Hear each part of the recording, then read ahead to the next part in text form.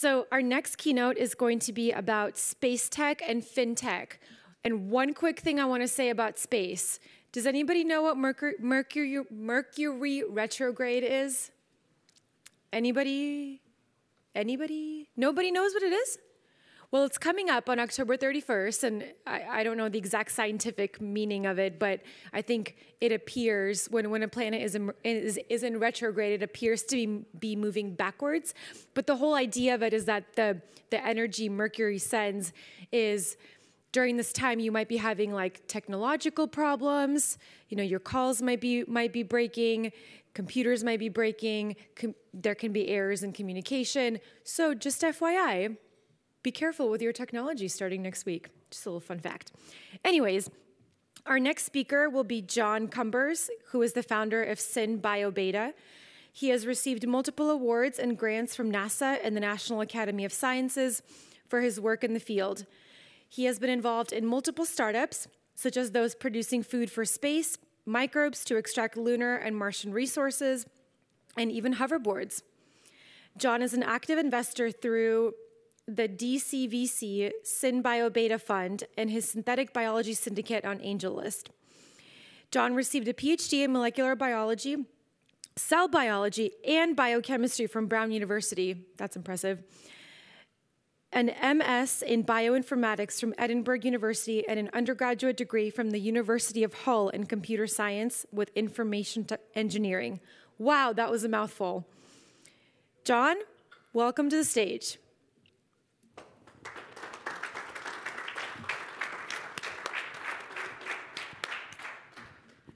Thank you very much. You're welcome. How many people here are Monty Python fans? So as they say in Monty Python, now for something completely different. And it's a little bait and switch. There's no FinTech here. It's all SpaceTech. But there's a little bit of biotech. I started SynBioBeta, which is my company, 8 years ago. I was at NASA, Ames, for 7 years. And at NASA, I started the synthetic biology program. And synthetic biology is the process of making biology easier to engineer. You're familiar with genetic engineering. The last 40 years has seen a boom in the Bay Area, particularly starting with Genentech. And now hundreds of millions of dollars, actually billions of dollars, has been invested in the field of genetic engineering. In the last 12 years, there's been over $10 billion that's been invested, $5 billion of that in California, $4.5 billion of that in Massachusetts. And the Bay Area is the epicenter, excuse the pun. The Bay Area is the epicenter for this bustling industry. Last year, I had a midlife crisis where I realized, well, everything's going great with my business for the synthetic biology industry, but why I really got into synthetic biology and went to NASA was because I wanted to settle the solar system and see humanity flourish on the moon and Mars. So I set up something called Beta Space, and we flew 200 people out into the middle of nowhere in the Mojave Desert, including NASA, SpaceX, Blue Origin, Virgin Galactic, along with a number of the biomanufacturing companies who are making solutions for food, water, waste, and materials. And we had a conference that brought together investment capital, startups, academics with technology that they wanted to license, and Fortune 500s who wanted to partner with these companies. And the goal of Beta Space is to demonstrate that we can create sustainable communities here on the Earth and eventually, in 10 years' time, create a sustainable ecosystem on the moon. So a little bit about SynBioBeta. We're an innovation network for genetic engineering, and you can see the conference that we held a few years ago in San Francisco. We actually grew those letters on the stage out of mushrooms. There's a 19-foot mushroom wall that we laser etched, and that's Rob Carlson standing on the stage talking about the Carlson Curves. If you haven't heard about the Carlson Curves, then you soon will do. It was written up in The Economist. It's biology's equivalent of Moore's Law. Moore's Law you're very familiar with, the number of transistors on a chip and the cost of those transistors, which halves every 18 months. Well, Carlson Curve for biology shows that the same is happening at a faster rate for reading DNA, that is sequencing your genome. We're predicting a fifth industrial revolution around reading, writing, and editing of DNA. There was over $4 billion invested in the industry in 2018. And as I said, we then took this network, took them into the Mojave Desert, and this was the front page of the LA Times the week after. LA tech pioneers shoot for the moon. So I wanted to cover as some of the companies that we brought out into the desert. Capella Space is doing large-scale radar satellite constellations. Planet Labs, you may have heard about, they're in San Francisco, also doing constellations of small, cheap satellites. Nanoracks, which is a way that you can get your experiments onto the International Space Station through small enclosures.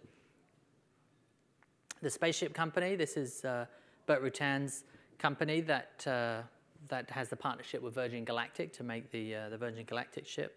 And again, all these people are out there as part of this event. SpaceX, Paul Worcester is the head of Mars at the Mars program at SpaceX. Hyperloop, a team out of Texas developing something called Guadalupe. Michael Flynn, who's a friend of mine and a research scientist down at NASA Ames working on water purification technology. Industrial Microbes up in Emeryville, a lot of East Bay companies coming out of Emeryville. They're fixing methane into high-value products such as food and chemicals using genetic engineering. Opus 12 is a company that's using CO2 as a feedstock and fixing it again into high-value chemicals.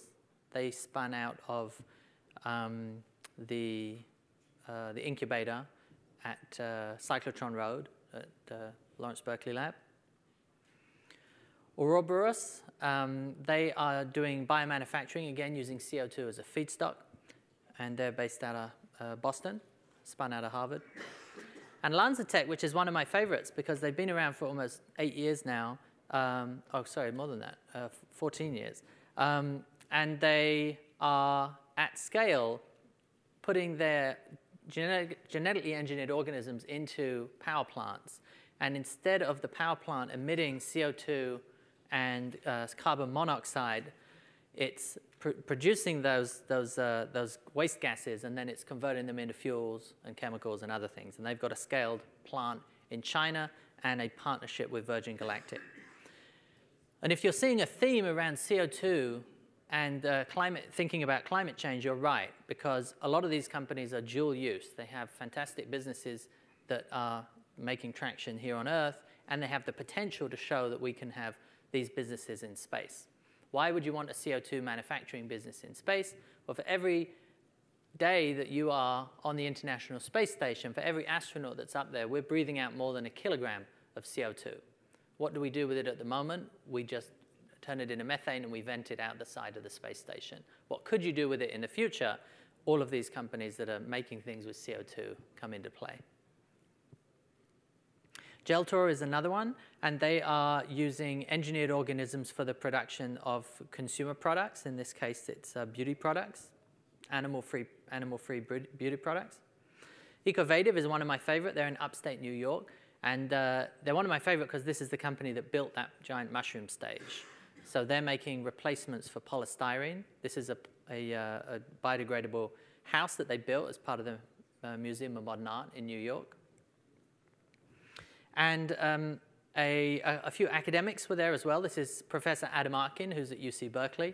And Adam has a $10 million grant from NASA over 5 years to work on something called CUBES, which is the Center for the Utilization of Biological Engineering in Space, and that's out of UC Berkeley. So he's working on bioengineered life support systems for space. And Chris McKay, who's a senior scientist at NASA Ames. Chris wrote a seminal paper in Nature back in, I think, 1990 called Making Mars Habitable, all around terraforming Mars. So Chris was doing a fireside chat with the guy from SpaceX, who's the Mars program, Paul Worcester.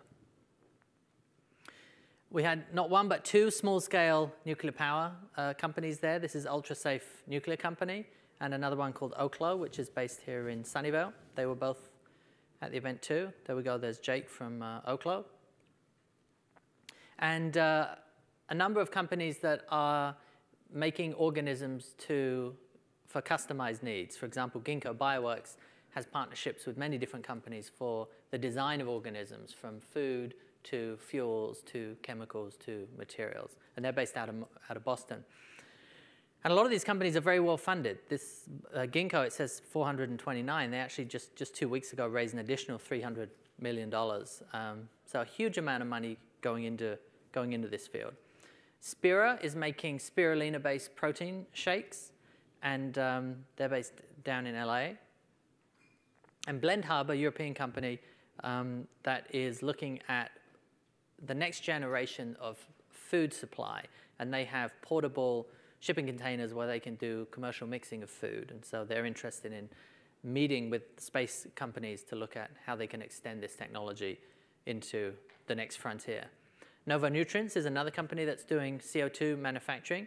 They're converting CO2 into fish feed, and they have a partnership with the cement plant down in Cupertino, and they're based in Santa Clara.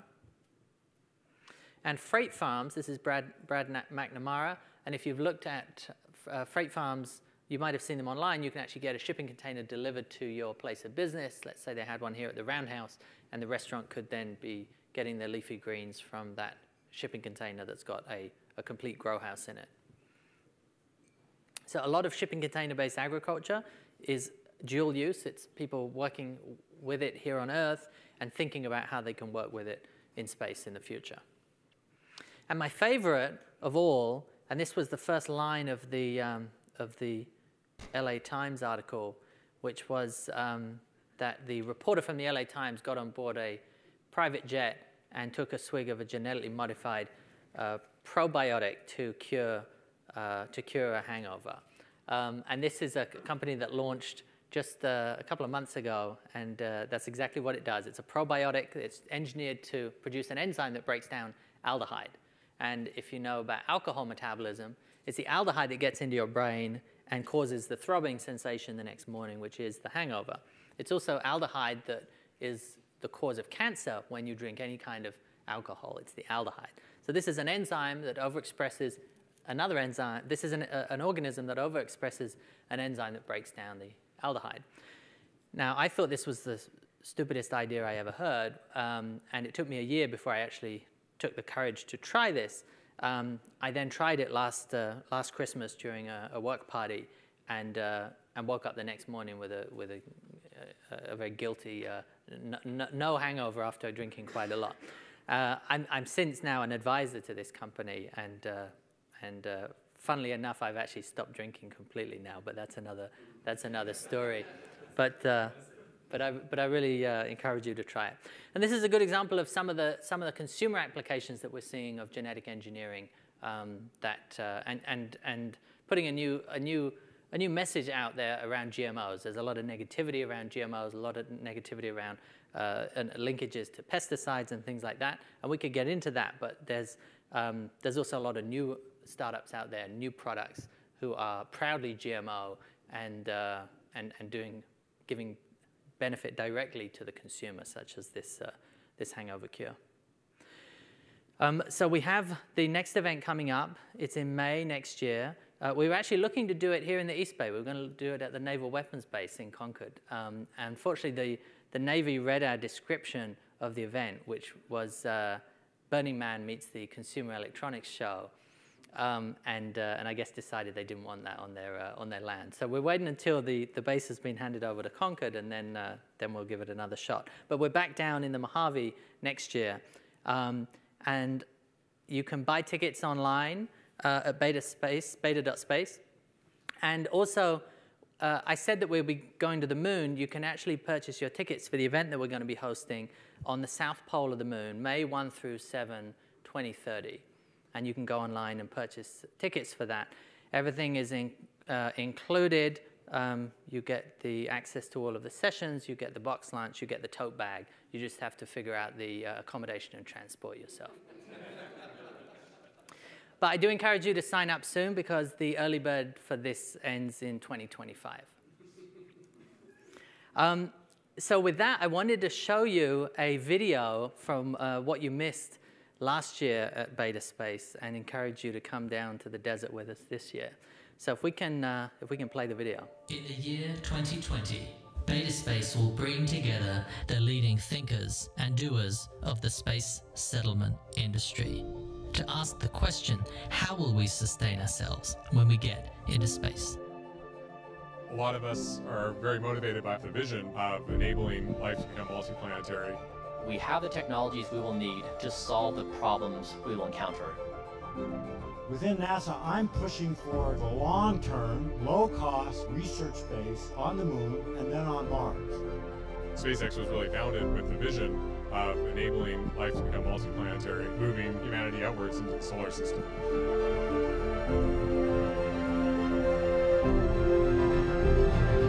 Join thought leaders, innovators, decision makers, investors, entrepreneurs, and visionaries at the Unconvention for the Space Settlement Community.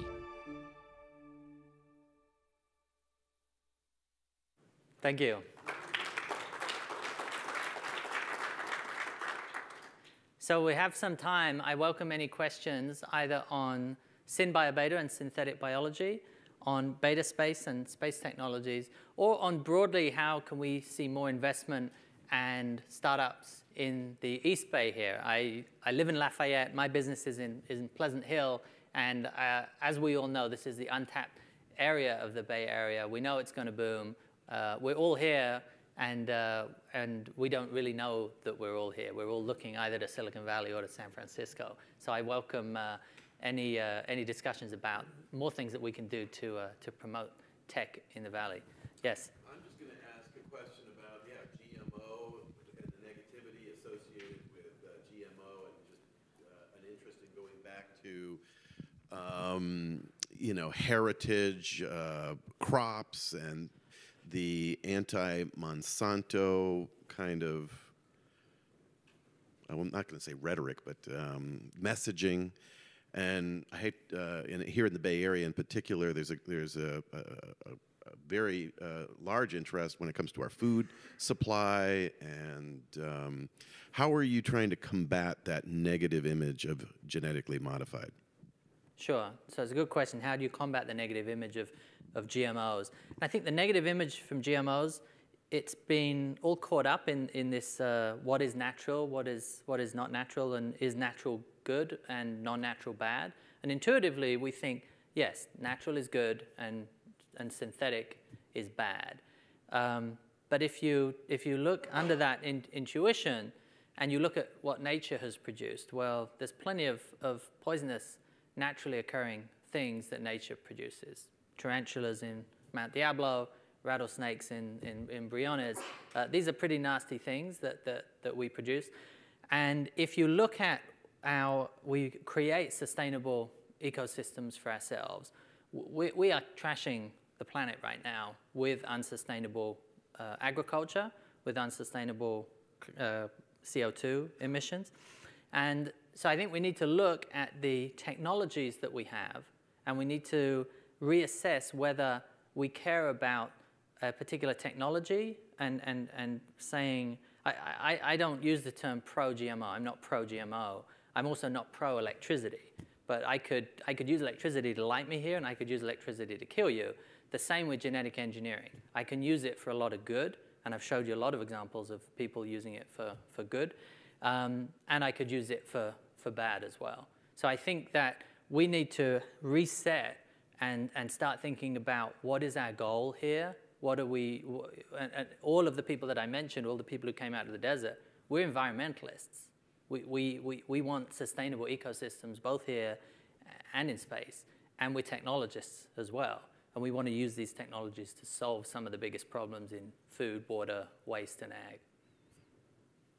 Yes? It's really an amazing kind of diversity of capabilities. What would you say are the top 3 technologies that you're most excited about in terms of their advancement before your early bird discount goes away? So what are the top 3 technologies that I'm most excited about? So let me first talk about space technologies first. I think I'm most excited about the nuclear power options for small-scale, low-power that you could have for the roundhouse, a small nuclear reactor that powers the whole conference center. And those 2 companies that I mentioned, Ultra Safe Nuclear Power and Oklo, I think are 2. And again, this is exactly the same as the GMO. If we are fearful of nuclear power, but if you look at even how many people died from Fukushima and compare that to how many people are dying just from respiratory diseases from coal, nuclear still wins, hands down, even if you look at Chernobyl and how many people died there. I think that the total number of people who've died from nuclear power is very small compared to the damage that we're doing from other non-sustainable resources. So nuclear power would be one. I think for food production, there's a lot of really interesting things that are coming out. One of them that I just learned about is a company in the UK, and it is producing sugar that has the opposite chirality to the sugar that we eat. And so if you, again, look at the diabetes epidemic that's going on.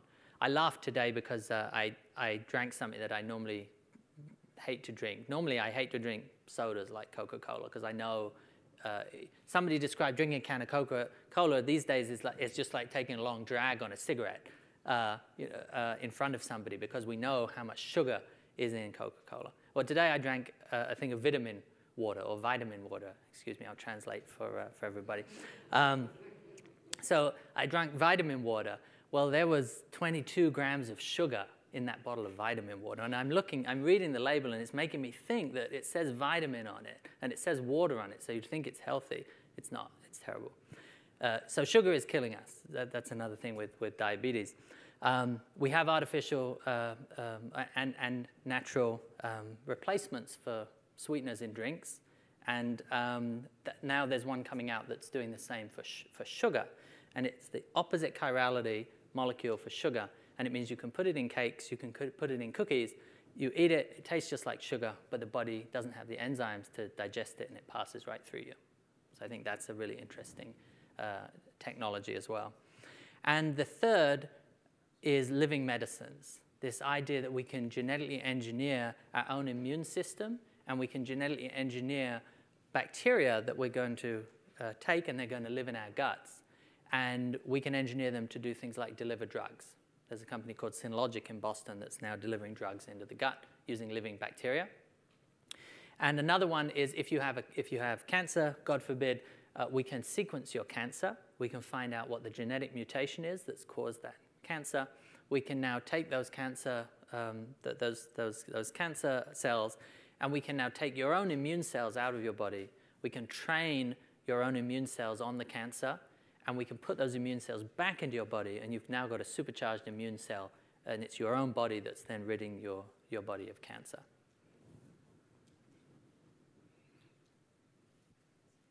Yes? So you mentioned boosting the East Bay economy and also nuclear power. Of course, there's Lawrence Livermore Labs in our backyard right here.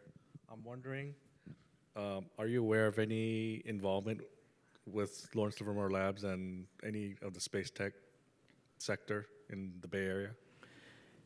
I'm not, and I should differentiate. There's the different kinds of nuclear power. That these small-scale nuclear reactors are not the same as Fukushima or Chernobyl. And I'm not an expert in this area, and so I don't know if they're communicating, but it would be great if they are. What I do know is that these companies are very quickly coming up against the regulatory system and having to navigate that, and that's slowing them down. And maybe it should slow them down. Maybe the regulatory systems are in place to keep us safe. So I'm not saying that, but that would be. I'd be happy to pass on an introduction if you have colleagues here at Livermore Lab who'd like to connect with them. Great. Thank you all. Thanks for coming.